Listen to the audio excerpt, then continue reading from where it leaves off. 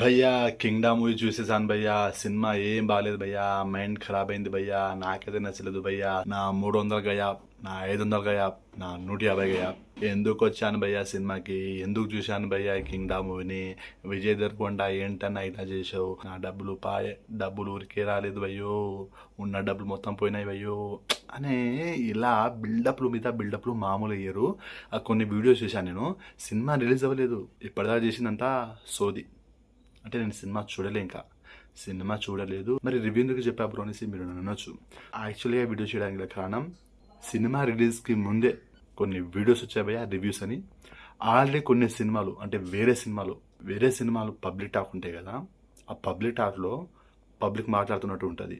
అప్పుడు ఒక పర్సన్ ఆ సినిమా ఎలా ఉంది అని అడిగినప్పుడు కానీ ఒరిజినల్ వాయిస్ని కట్ చేస్తాడు, డబ్బింగ్ చేస్తాడు అనమాట. కింగ్డమ్ మూవీ ఎలా ఉంది అని అప్పుడు అంటాడు పర్సన్. సో వేరే సినిమాలు ఏ సినిమా అయితే బాగాలేదో ఆ సినిమా బాగాలేని సినిమా పేరు చెప్పినప్పుడు కట్ చేస్తాడు. తర్వాత బాగలేదు భయ్యా, తలనొప్పి, నా 300 బొక్క, నా 500 బొక్క, నా 150 బొక్క, ఇలా ఇలా ఎవరైనా అంటారు కదా సినిమా బాగాలేనప్పుడు. సో అలా కంటిన్యూ చేస్తాడు. ముందు టైటిల్ని కట్ చేస్తాడు.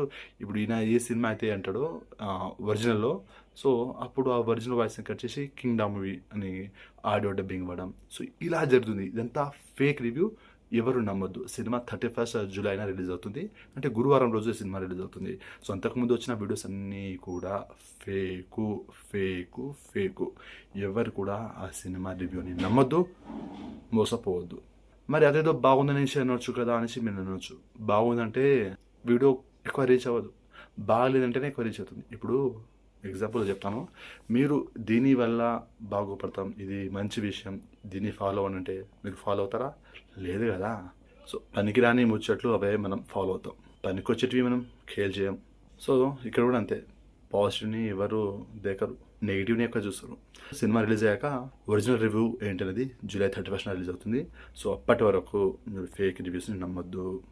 నేను సినిమా చూశాక సినిమా నాకు నచ్చలేదన్నా కూడా నా మాటలు కూడా నమ్మొద్దు. ఎందుకంటే ఒక్కొక్కరి మైండ్ సెట్ ఒక్కో విధంగా ఉంటుంది, ఎవరి ఒపీనియన్ వాళ్ళది. సినిమా కొందరికి నచ్చుతుంది, కొందరికి నచ్చదు. అలానే నేను సినిమా బాగున్న సినిమాని బాగలేదని చెప్పాను, బాగాలేని సినిమాని బాగుందని కూడా చెప్పాను. సినిమా బాగుంటే బాగుందని చెప్తా, బాగాలేకపోతే నాకు నచ్చలేదని చెప్తా, అంతే సింపుల్. సో ఎవరిని కూడా నమ్మొద్దు, నన్ను కానీ ఎవరిని అంతే, ఎవరిని నమ్మొద్దు. మీరు సినిమా చూడండి, సినిమా చూశాక మీకు ఎలా అనిపించదో అది మాత్రం కామెంట్ చేయండి.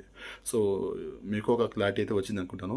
ఇంకా క్లారిటీ మిస్ అయితే నెక్స్ట్ కూడా చేస్తాను ఈ సినిమా పైన. So Vijay Deverakonda Kingdom movie July 31 release అవుతుంది. టీజర్ అండ్ ట్రైలర్ చూశాను, బాగుంది. సాంగ్స్ కూడా బాగున్నాయి. Eagerly waiting. ఈ సినిమా పైన మీ ఒపీనియన్ ఏంటనేది డెఫినెట్గా కామెంట్ చేయండి. అలాగే మీరు వీడియో చూసే టైంకి కింగ్డమ్ మూవీని చూసినట్లయితే సినిమా మీకు ఎలా అనిపించింది ఏంటనేది కామెంట్ చేయడం మర్చిపోద్దు.